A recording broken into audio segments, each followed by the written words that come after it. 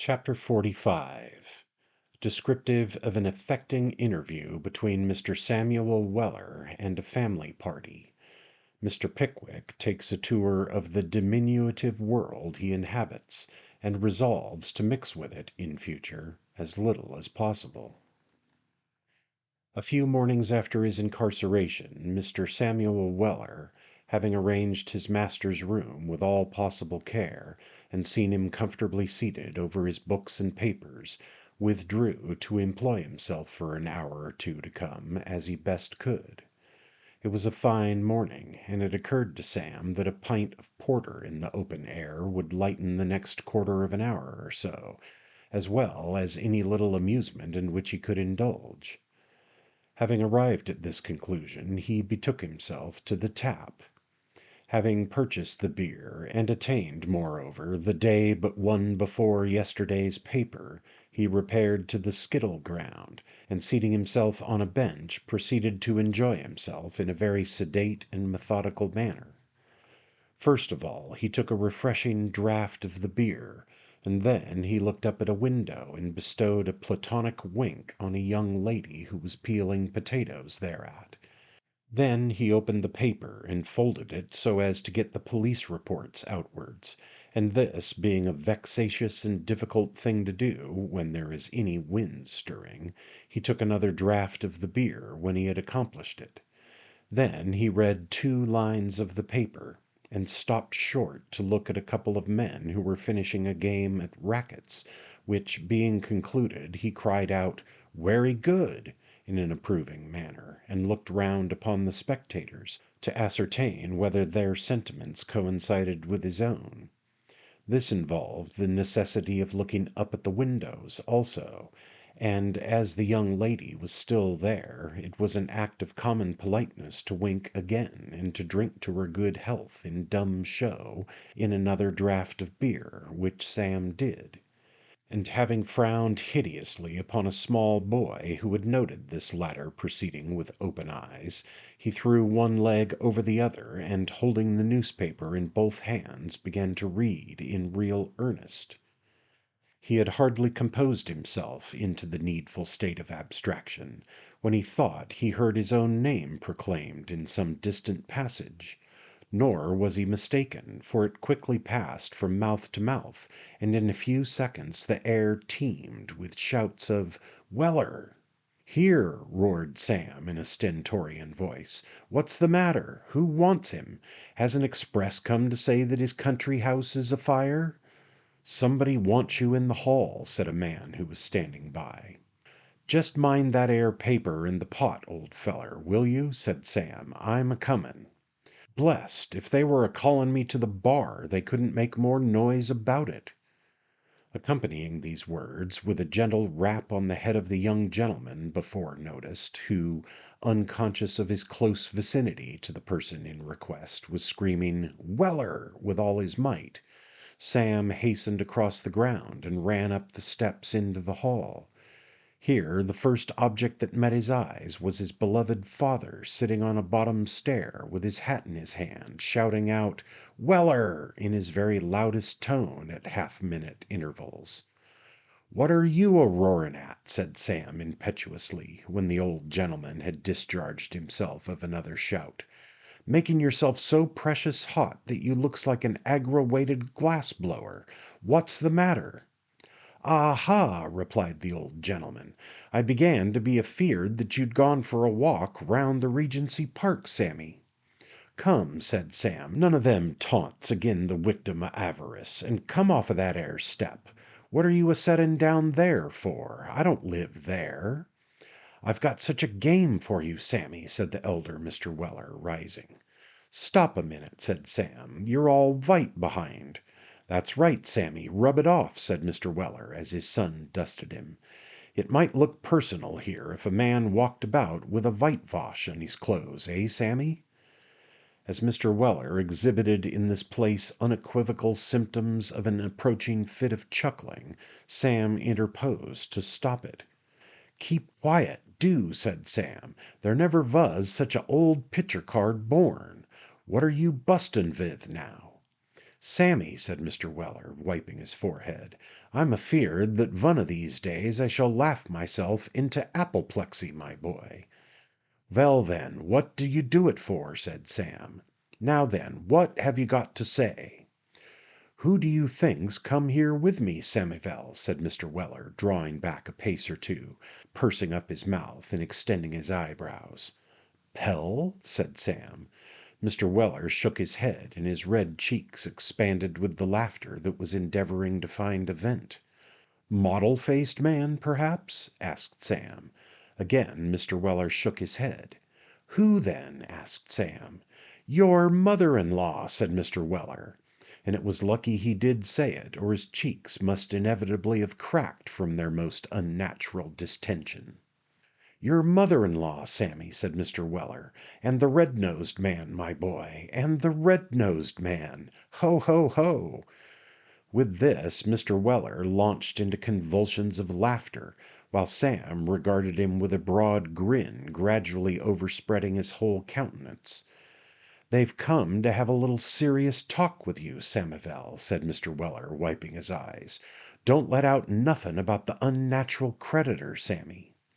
"What, don't they know who it is?" inquired Sam. "Not a bit of it," replied his father. "Vere are they?" said Sam, reciprocating all the old gentleman's grins. "In the snuggery," rejoined Mr. Weller. "Ketch the red-nosed man a-goin' anywhere but vere the liquor is. Not he, Samivel, not he. "Ve'd a werry pleasant ride along the road from the Markis this mornin', Sammy," said Mr. Weller, when he found himself equal to the task of speaking in an articulate manner. "I drove the old piebald in that 'ere little chay cart as belonged to your mother-in-law's first winter, into vich a harm-cheer was lifted for the shepherd, and I'm blessed," said Mr. Weller, with a look of deep scorn, "I'm blessed if they didn't bring a portable flight of steps out into the road in front of our door for him to get up by." "You don't mean that," said Sam. "I do mean that, Sammy," replied his father, "and I vish you could 'a' seen how tight he held on by the sides when he did get up, as if he was afeard o' being precipitated down full 6 foot, and dashed into a million hatoms. He tumbled in at last, however, in a vave event, and I rayther think, I say, I rayther think, Samivel, that he found hisself a little jolted ven we turned the corners." "What, I suppose you happened to drive up agin a post or two?" said Sam.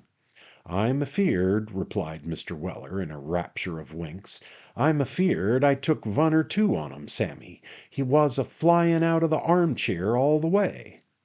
Here the old gentleman shook his head from side to side, and was seized with a hoarse internal rumbling, accompanied with a violent swelling of the countenance, and a sudden increase in the breadth of all his features, symptoms which alarmed his son not a little. "Don't be frightened, Sammy, don't be frightened," said the old gentleman, when by dint of much struggling and various convulsive stamps upon the ground he had recovered his voice. "It's only a kind o' quiet laugh as I'm a-tryin' to come, Sammy." "Well, if that's what it is," said Sam, "you'd better not try to come it again. You'll find it rayther a dangerous inwention." "Don't you like it, Sammy?" inquired the old gentleman. "Not at all," replied Sam. "Well," said Mr. Weller, with the tears still runnin' down his cheeks, "it 'ud 'a been a werry great accommodation to me if it could 'a done it, and had 'a saved a good many vords atween your mother-in-law and me sometimes. But I'm afeard you're right, Sammy. It's too much in the apoplexy line, a deal too much, Samivel." This conversation brought them to the door of the snuggery, into which Sam, pausing for an instant to look over his shoulder and cast a sly leer at his respected progenitor, who was still giggling behind, at once led the way. "Mother-in-law," said Sam, politely saluting the lady, "werry much obliged to you for this here visit. Shepherd, how air you?" "Oh, Samuel," said Mrs. Weller, "this is dreadful." "Not a bit of it, mum," replied Sam. "Is it, Shepherd?" Mr. Stiggins raised his hands and turned up his eyes until the whites, or rather the yellows, were alone visible, but made no reply in words. "Is this here gentleman troubled with any painful complaint?" said Sam, looking to his mother-in-law for explanation. "The good man is grieved to see you here, Samuel," replied Mrs. Weller. "Oh, that's it, is it?" said Sam. "I was afeard, from his manner, that he might have forgotten to take pepper with that ere last cowcumber he eat. Set down, sir. We make no extra charge for setting down, as the king remarked when he blowed up his ministers." "Young man," said Mr. Stiggins ostentatiously, "I fear you are not softened by imprisonment." "I beg your pardon, sir," replied Sam. "What was you graciously pleased to observe?" "I apprehend, young man, that your nature is no softer for this chastening," said Mr. Stiggins in a loud voice. "Sir," replied Sam, "you're wery kind to say so. I hope my nature is not a soft un, sir. Wery much obliged to you for your good opinion, sir." At this point of the conversation a sound, indecorously approaching to a laugh, was heard to proceed from the chair in which the elder Mr. Weller was seated, upon which Mrs. Weller, on a hasty consideration of all the circumstances of the case, considered it her bounden duty to become gradually hysterical. "Weller," said Mrs. W. The old gentleman was seated in a corner. "Weller, come forth." "Wery much obleeged to you, my dear," replied Mr. Weller, "but I'm quite comfortable where I am." Upon this Mrs. Weller burst into tears. "What's gone wrong, mum?" said Sam. "Oh, Samuel," replied Mrs. Weller, "your father makes me wretched. Will nothing do him good?" "Do you hear this here?" said Sam. "Lady vants to know whether nothin'll do you good." "Wery much indebted to Mrs. Weller for her polite inquiries, Sammy," replied the old gentleman. "I think a pipe would benefit me a good deal. Could it be accommodated, Sammy?" Here Mrs. Weller let fall some more tears, and Mr. Stiggins groaned. "Hullo, here's this unfortunate gem'leman took ill again," said Sam, looking round. "Vere do you feel it now, sir?" "In the same place, young man," rejoined Mr. Stiggins, "in the same place." "Vere may that be, sir?" inquired Sam, with great outward simplicity. "In the bosom, young man," replied Mr. Stiggins, placing his umbrella on his waistcoat. At this affecting reply, Mrs. Weller, being wholly unable to suppress her feelings, sobbed aloud, and stated her conviction that the red-nosed man was a saint, whereupon Mr. Weller, senior, ventured to suggest in an undertone that he must be the representative of the united parishes of St. Simon Without and St. Walker Within. "I'm afeard, mum," said Sam, "that this here gem'leman with the twist in his countenance feels rather thirsty with the melancholy spectacle afore him. Is it the case, mum?" The worthy lady looked at Mr. Stiggins for a reply. That gentleman, with many rollings of the eye, clenched his throat with his right hand, and mimicked the act of swallowing to intimate that he was athirst. "I'm afraid, Samuel, that his feelings have made him so indeed," said Mrs. Weller mournfully. "What's your usual tap, sir?" replied Sam. "Oh, my dear young friend," replied Mr. Stiggins, "all taps is vanities." Too true indeed," said Mrs. Weller, murmuring a groan, and shaking her head assentingly. "Well," said Sam, "I dessay they may be, sir. But which is your particular wanity? Which wanity do you want the flavour on best, sir?" "Oh, my dear young friend," replied Mr. Stiggins, "I despise them all." "If," said Mr. Stiggins, "if there is any one of them less odious than another, it is the liquor called rum. Warm, my dear young friend, with 3 lumps of sugar to the tumbler." "Wery sorry to say, sir," said Sam, "that they don't allow that particular wanity to be sold in this here establishment." "Oh, the hardness of heart of these inveterate men!" ejaculated Mr. Stiggins. "Oh, the accursed cruelty of these inhuman persecutors!" With these words Mr. Stiggins again cast up his eyes and rapped his breast with his umbrella. and it is but justice to the reverend gentleman to say that his indignation appeared very real and unfeigned indeed. After Mrs. Weller and the red-nosed gentleman had commented on this inhuman usage in a very forcible manner, and had vented a variety of pious and holy execrations against its authors, the latter recommended a bottle of port wine, warmed with a little water, spice, and sugar, as being grateful to the stomach, and savouring less of vanity than many other compounds. It was accordingly ordered to be prepared, and pending its preparation, the red-nosed man and Mrs. Weller looked at the elder W. and groaned. "Well, Sammy," said the gentleman, "I hope you'll find your spirits rose by this here lively wisit. Wery cheerful and improvin' conwersation, ain't it, Sammy?" "You're a reprobate," replied Sam, "and I desire you won't address no more of them ungraceful remarks to me." So far from being edified by this very proper reply, the elder Mr. Weller at once relapsed into a broad grin, and this inexorable conduct causing the lady and Mr. Stiggins to close their eyes and rock themselves to and fro on their chairs in a troubled manner, he furthermore indulged in several acts of pantomime, indicative of a desire to pummel and wring the nose of the aforesaid Stiggins, the performance of which appeared to afford him great mental relief. The old gentleman very narrowly escaped detection in one instance, for Mr. Stiggins, happening to give a start on the arrival of the negus, brought his head in smart contact with the clenched fist with which Mr. Weller had been describing imaginary fireworks in the air within 2 inches of his ear for some minutes. "What are you a reaching out your hand for the tumbler in that 'ere savage way for?" said Sam with great promptitude. "Don't you see you've hit the gemleman?" "I didn't go to do it, Sammy," said Mr. Weller, in some degree abashed by the very unexpected occurrence of the incident. "Try an inn'ard application, sir," said Sam, as the red-nosed gentleman rubbed his head with a rueful visage. "What do you think of that for a go o' wanity warm, sir?"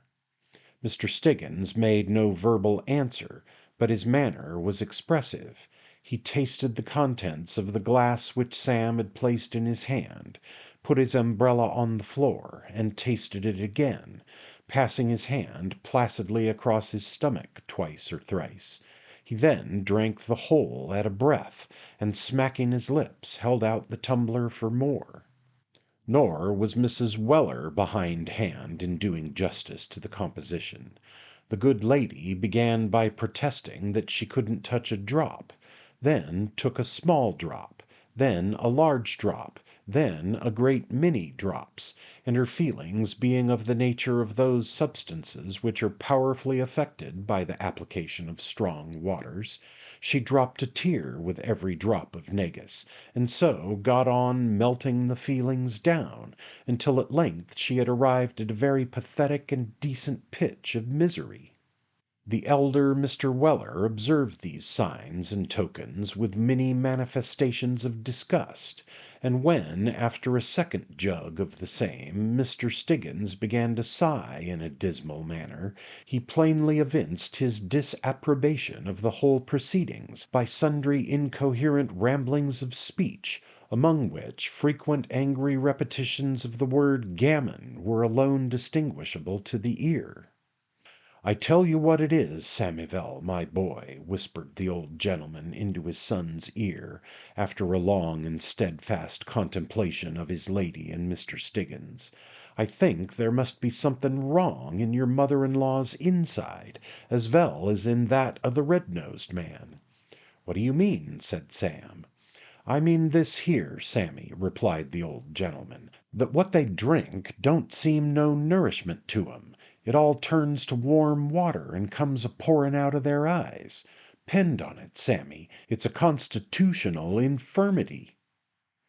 Mr. Weller delivered this scientific opinion with many confirmatory frowns and nods. which Mrs. Weller remarking, and concluding that they bore some disparaging reference either to herself or to Mr. Stiggins, or to both, was on the point of becoming infinitely worse, when Mr. Stiggins, getting on his legs as well as he could, proceeded to deliver an edifying discourse for the benefit of the company, but more especially of Mr. Samuel, whom he adjured in moving terms to be upon his guard in that sink of inequity into which he was cast, to abstain from all hypocrisy and pride of heart, and to take in all things exact pattern and copy by him, Stiggins, in which case he might calculate on arriving, sooner or later, at the comfortable conclusion that, like him, he was a most estimable and blameless character, and that all his acquaintances and friends were hopelessly abandoned and profligate wretches. Which consideration, he said, could not but afford him the liveliest satisfaction. He furthermore conjured him to avoid, above all things, the vice of intoxication, which he likened unto the filthy habits of swine, and to those poisonous and baleful drugs which, being chewed in the mouth, are said to filch away the memory. At this point in his discourse the reverend and red-nosed gentleman became singularly incoherent, and staggering to and fro in the excitement of his eloquence, was fain to catch at the back of a chair to preserve his perpendicular. Mr. Stiggins did not desire his hearers to be upon their guard against those false prophets and wretched mockers of religion, who, without sense to expound its first doctrines, or hearts to feel its first principles, are more dangerous members of society than the common criminal, imposing, as they necessarily do, upon the weakest and worst informed, casting scorn and contempt on what should be held most sacred, and bringing into partial disrepute large bodies of virtuous and well-conducted persons, of many excellent sects and persuasions. But as he leaned over the back of the chair for a considerable time, and closing one eye, winked a good deal with the other, it is presumed that he thought all this, but kept it to himself. During the delivery of the oration, Mrs. Weller sobbed and wept at the end of the paragraphs, while Sam, sitting cross-legged on a chair and resting his arms on the top rail, regarded the speaker with great suavity and blandness of demeanour, occasionally bestowing a look of recognition on the old gentleman, who was delighted at the beginning, and went to sleep about half-way. "Bravo! Werry pretty," said Sam, when the red-nosed man, having finished, pulled his worn gloves on, thereby thrusting his fingers through the broken tops till the knuckles were disclosed to view. "Werry pretty." "I hope it may do you good, Samuel," said Mrs. Weller, solemnly. "I think it will, mum," replied Sam. "I wish I could hope that it would do your father good," said Mrs. Weller. "Thank'ee, my dear," said Mr. Weller, senior. "How do you find yourself arter it, my love?" "Scoffer!" exclaimed Mrs. Weller. "Benighted man!" said the Reverend Mr. Stiggins. "If I don't get no better light than that 'ere moonshine o' yourn, my worthy creature," said the elder Mr. Weller, "it's werry likely as I shall continny to be a night coach till I'm took off the road altogether. Now, missus, if the piebald stands at livery much longer, he'll stand at nothin' as we go back, and p'raps that 'ere armchair'll be tipped over in some hedge or another with the shepherd in it." At this supposition the Reverend Mr. Stiggins, in evident consternation, gathered up his hat and umbrella, and proposed an immediate departure, to which Mrs. Weller assented. Sam walked with them to the lodge gate, and took a dutiful leave. "Adieu, Sammy Vell," said the old gentleman. "What's ado?" inquired Sammy. "Well, good-bye, then," said the old gentleman. "Oh, that's what you're aiming at, is it?" said Sam. "Good-bye." "Sammy," whispered Mr. Weller, looking cautiously round, "my duty to your governor, and tell him if he thinks better o' this here business to communicate with me. Me and the cabinet maker is dewised a plan for getting him out. A pianner, Sammy Vell, a pianner," said Mr. Weller, striking his son on the chest with the back of his hand, and falling back a step or two. "What do you mean?" said Sam. "A pianoforte, Samivel," rejoined Mr. Weller, in a still more mysterious manner, "as he can have on hire, vun as von't play, Sammy." "And what 'ud be the good of that?" said Sam. "Let him send to my friend, the cabinet maker, to fetch it back, Sammy," replied Mr. Weller. "Are you awake now?" "No," rejoined Sam. "There ain't no verks in it," whispered his father. "It'll hold him easy, vith his hat and shoes on, and breathe through the legs, vich is holler. Have a passage ready taken for 'Meriker. The 'Merican government will never give him up, ven vonce they find he's got money to spend, Sammy. Let the governor stop there, till Mrs. Bardell's dead, or Mr. Dodson and Fogg's hung, which last event I think is the most likely to happen first, Sammy, and then let him come back and write a book about the 'Mericans, as'll pay all his expenses and more, if he blows 'em up enough." Mr. Weller delivered this hurried abstract of his plot with great vehemence of whisper, and then, as if fearful of weakening the effect of the tremendous communication by any further dialogue, he gave the coachman's salute and vanished. Sam had scarcely recovered his usual composure of countenance, which had been greatly disturbed by the secret communication of his respected relative, when Mr. Pickwick accosted him. "Sam," said that gentleman. "Sir," replied Mr. Weller, "I am going for a walk round the prison, and I wish you to attend me. I see a prisoner we know coming this way, Sam," said Mr. Pickwick, smiling. "Which, sir?" inquired Mr. Weller. "The gentleman vith the head o' hair, or the interesting captive in the stockings?" "Neither," rejoined Mr. Pickwick. "He is an older friend of yours, Sam." "Of mine, sir?" exclaimed Mr. Weller. "You recollect the gentleman very well, I dare say, Sam," replied Mr. Pickwick, "or else you are more unmindful of your old acquaintances than I think you are. Hush! Not a word, Sam, not a syllable. Here he is." As Mr. Pickwick spoke, Jingle walked up. He looked less miserable than before, being clad in a half-worn suit of clothes, which, with Mr. Pickwick's assistance, had been released from the pawnbroker's. He wore clean linen, too, and had had his hair cut. He was very pale and thin, however, and as he crept slowly up, leaning on a stick, it was easy to see that he had suffered severely from illness and want, and was still very weak. He took off his hat as Mr. Pickwick saluted him, and seemed much humbled and abashed at the sight of Sam Weller. Following close at his heels came Mr. Job Trotter, in the catalogue of whose vices, want of faith and attachment to his companion could at all events find no place. He was still ragged and squalid, but his face was not quite so hollow as on his first meeting with Mr. Pickwick a few days before. As he took off his hat to our benevolent old friend, he murmured some broken expressions of gratitude, and muttered something about having been saved from starving. "Well, well," said Mr. Pickwick, impatiently interrupting him, "you can follow with Sam. I want to speak to you, Mr. Jingle. Can you walk without his arm?" "Certainly, sir. All ready. Not too fast. Legs shaky. Head queer. Round and round. Earthquakey sort of feeling. Very." "Here, give me your arm," said Mr. Pickwick. "No, no," replied Jingle. "Won't, indeed. Rather not." "Nonsense," said Mr. Pickwick. "Lean upon me, I desire, sir." Seeing that he was confused and agitated and uncertain what to do, Mr. Pickwick cut the matter short by drawing the invalided stroller's arm through his and leading him away without saying another word about it. During the whole of this time the countenance of Mr. Samuel Weller had exhibited an expression of the most overwhelming and absorbing astonishment that the imagination can portray.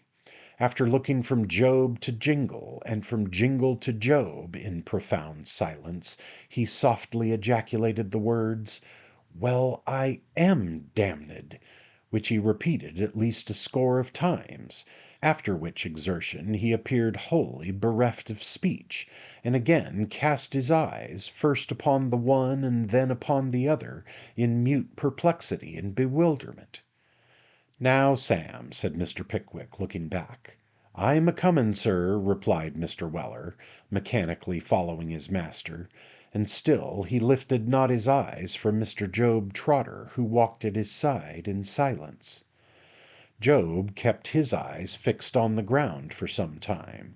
Sam, with his glued to Job's countenance, ran up against the people who were walking about, and fell over little children, and stumbled against steps and railings, without appearing at all sensible of it, until Job, looking stealthily up, said, "How do you do, Mr. Weller?" "It is him!" exclaimed Sam, and having established Job's identity beyond all doubt, he smote his leg, and vented his feelings in a long, shrill whistle. "Things has altered with me, sir," said Job. "I should think they had!" exclaimed Mr. Weller, surveying his companion's rags with undisguised wonder. "This is rayther a change for the worse, Mr. Trotter, as the gem'leman said, when he got 2 doubtful shillin's and 6 pen'orth o' pocket pieces for a good half-crown." "It is indeed," replied Job, shaking his head. "There is no deception now, Mr. Weller." "Tears," said Job, with a look of momentary slyness, "tears are not the only proofs of distress, nor the best ones." "No, they ain't," replied Sam expressively. "They may be put on, Mr. Weller," said Job. "I know they may," said Sam. "Some people, indeed, has 'em always ready laid on, and can pull out the plug whenever they likes." "Yes," replied Job, "but these sorts of things are not so easily counterfeited, Mr. Weller, and it is a more painful process to get them up." As he spoke, he pointed to his sallow, sunken cheeks, and drawing up his coat sleeve, disclosed an arm which looked as if the bone could be broken at a touch, so sharp and brittle did it appear beneath its thin covering of flesh. "What have you been a-doing to yourself?" said Sam, recoiling. "Nothing," replied Job. "Nothing!" echoed Sam. "I have been doing nothing for many weeks past," said Job, "and eating and drinking almost as little." Sam took one comprehensive glance at Mr. Trotter's thin face and wretched apparel, and then, seizing him by the arm, commenced dragging him away with great violence. "Where are you going, Mr. Weller?" said Job, vainly struggling in the powerful grasp of his old enemy. "Come on," said Sam, "come on." He deigned no further explanation till they reached the tap, and then called for a pot of porter, which was speedily produced. "Now," said Sam, "drink that up, every drop on it, and then turn the pot upside down to let me see as you've took the medicine." "But, my dear Mr. Weller," remonstrated Job. "Down with it," said Sam peremptorily. Thus admonished, Mr. Trotter raised the pot to his lips, and, by gentle and almost imperceptible degrees, tilted it into the air. He paused once, and only once, to draw a long breath, but without raising his face from the vessel, which, in a few moments thereafter, he held out at arm's length, bottom upward. Nothing fell upon the ground but a few particles of froth, which slowly detached themselves from the rim and trickled lazily down. "Well done," said Sam. "How do you find yourself arter it?" "Better, sir. I think I am better," responded Job. "O' course you air," said Sam argumentatively. "It's like putting gas in a balloon. I can see with the naked eye that you get stouter under the operation. What do you say to another of the same dimensions?" "I would rather not. I am much obliged to you, sir," replied Job. "Much rather not." "Vell then, what do you say to some wittles?" inquired Sam. "Thanks to your worthy governor, sir," said Mr. Trotter, "we have half a leg of mutton baked at 3:15, with the potatoes under it to save boiling." "What! Has he been a perwidin' for you?" asked Sam emphatically. "He has, sir," replied Job. "More than that, Mr. Weller. My master being very ill, he got us a room. We were in a kennel before, and paid for it, sir, and come to look at us at night when nobody should know. Mr. Weller," said Job, with real tears in his eyes for once, "I could serve that gentleman till I fell down dead at his feet." "I say," said Sam, "I'll trouble you, my friend. None of that." Job Trotter looked amazed. "None of that, I say, young feller," repeated Sam firmly. "No man serves him but me. And now we're upon it, I'll let you into another secret besides that," said Sam, as he paid for the beer. "I never heerd, mind you, or read of in story books, nor see in pictures, any angel in tights and gaiters, not even in spectacles, as I remember, though that may have been done for anything I know to the contrary. But mark my words, Job Trotter, he's a regular thoroughbred angel for all that, and let me see the man as wentures to tell me he knows a better one." With this defiance Mr. Weller buttoned up his change in a side pocket, and, with many confirmatory nods and gestures by the way, proceeded in search of the subject of discourse. They found Mr. Pickwick, in company with Jingle, talking very earnestly, and not bestowing a look on the groups who were congregated on the racket ground. They were very motley groups, too, and worth the looking at, if it were only in idle curiosity. "Well," said Mr. Pickwick, as Sam and his companion drew nigh, "you will see how your health becomes, and think about it meanwhile. Make the statement out for me when you feel yourselves equal to the task, and I will discuss the subject with you when I have considered it. Now go to your room. You are tired, and not strong enough to be out long." Mr. Alfred Jingle, without one spark of his old animation, with nothing even of the dismal gaiety which he had assumed when Mr. Pickwick first stumbled on him in his misery, bowed low without speaking, and motioning to Job not to follow him just yet, crept slowly away. "Curious scene this, is it not, Sam?" said Mr. Pickwick, looking good-humouredly round. "Werry much so, sir," replied Sam. "Wonders'll never cease," added Sam, speaking to himself. "I'm werry much mistaken if that 'ere Jingle weren't a doin' something in the water-cart way." The area formed by the wall in that part of the Fleet in which Mr. Pickwick stood was just wide enough to make a good racket court, one side being formed, of course, by the wall itself, and the other by that portion of the prison which looked, or rather would have looked, but for the wall, toward St. Paul's Cathedral. Sauntering or sitting about in every possible attitude of listless idleness were a great number of debtors, the major part of whom were waiting in prison until their day of going up before the insolvent court should arrive, while others had been remanded for various terms, which they were idling away as they best could. Some were shabby, some were smart, many dirty, a few clean. But there they all lounged and loitered and slunk about with as little spirit or purpose as the beasts in a menagerie. Lolling from the windows which commanded a view of this promenade were a number of persons, some in noisy conversation with their acquaintances below, others playing at ball with some adventurous throwers outside, others looking on at the racket players or watching the boys as they cried the game. Dirty, slipshod women passed and repassed on their way to the cooking house in one corner of the yard. Children screamed and fought and played together in another.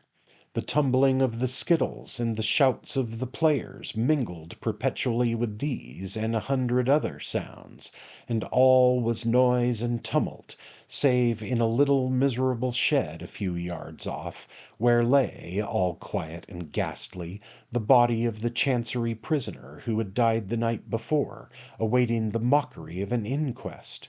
The body! It is the lawyer's term for the restless whirling mass of cares and anxieties, affections, hopes, and griefs that make up the living man. The law had his body, and there it lay, clothed in grave clothes, an awful witness to its tender mercy. "Would you like to see a whistling shop, sir?" inquired Job Trotter. "What do you mean?" was Mr. Pickwick's counter-inquiry. "A whistling shop, sir," interposed Mr. Weller. "What is that, Sam? A bird fancier's?" inquired Mr. Pickwick. "Bless your heart, no, sir," replied Job.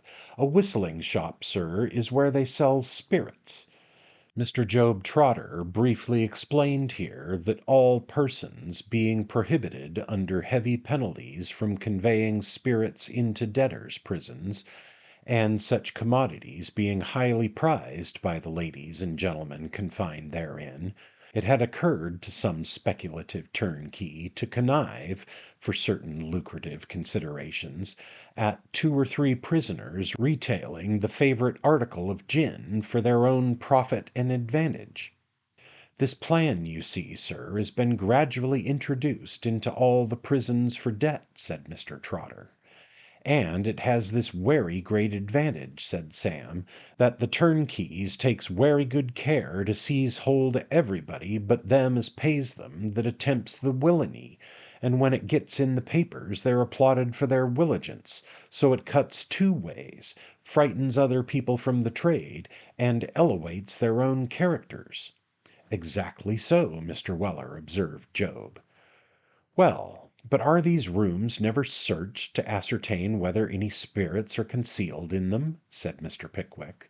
Certainly they are, sir, replied Sam, but the turnkeys knows beforehand and gives the word to the whistlers, and you may whistle for it when you go to look. By this time Job had tapped at the door, which was opened by a gentleman with an uncombed head, who bolted it after them when they had walked in, and grinned. Upon which Job grinned, and Sam also, whereupon Mr. Pickwick, thinking it might be expected of him, kept on smiling to the end of the interview.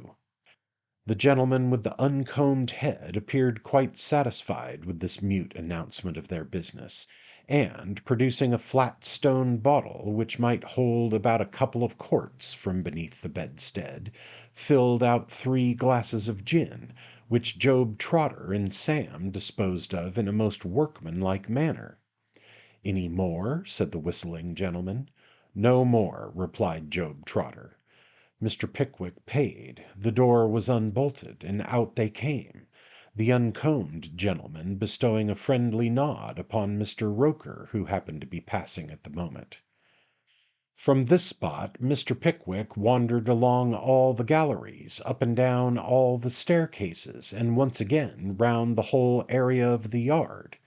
The great body of the prison population appeared to be Mivins and Smangle, and the parson, and the butcher, and the leg, over and over and over again.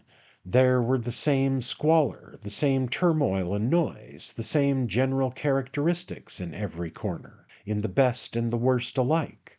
The whole place seemed restless and troubled, and the people were crowding and flitting to and fro like the shadows in an uneasy dream. "I have seen enough," said Mr. Pickwick, as he threw himself into a chair in his little apartment. "My head aches with these scenes, and my heart too. Henceforth I will be a prisoner in my own room." And Mr. Pickwick steadfastly adhered to this determination. For 3 long months he remained shut up all day, only stealing out at night to breathe the air, when the greater part of his fellow prisoners were in bed or carousing in their rooms. His health was beginning to suffer from the closeness of the confinement, but neither the often repeated entreaties of Perker and his friends, nor the still more frequently repeated warnings and admonitions of Mr. Samuel Weller, could induce him to alter one jot of his inflexible resolution.